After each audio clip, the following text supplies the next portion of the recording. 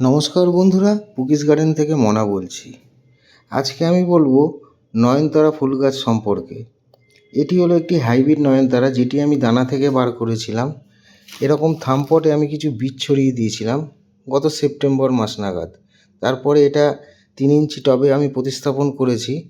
3 ইঞ্চি টবে এটা মোটামুটি 3 থেকে 4 ইঞ্চি হয়ে যাওয়ার পরে আমি একটা 6 ইঞ্চি টবে লাগিয়েছি। এই মুহূর্তে গাছটার এরকম অবস্থা আছে, ফুল এসছে, কিছু ফলও এসছে। তো আমার ইচ্ছা আছে এই গাছটাকে আমি ঝোপালো করব, যার জন্যে আমি এই কুড়ি সমেত ফুল সমেত আমি গাছগুলো কেটে দিচ্ছি, ডগাগুলো কেটে দিচ্ছি। তো এর ফলে গাছটি ঝোপালো হবে। কষ্টও লাগছে যে ফুলগুলো ফুটেছে তারপরেও আমি কেটে দিচ্ছি।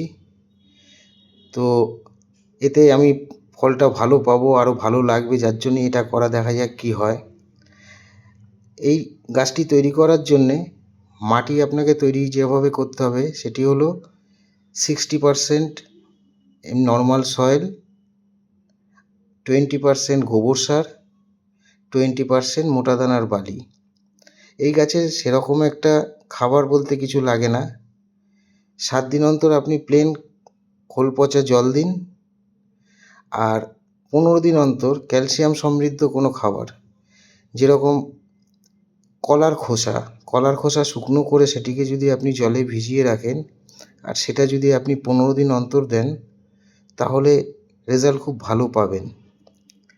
আর একটা কথা, যেটা হচ্ছে এই গাছ জল পছন্দ করে, তবে এত জল দেবেন না যাতে এই গাছটিতে গোড়ায় জল জমে থাকে, তাহলে কিন্তু গোড়া পচে যেতে পারে।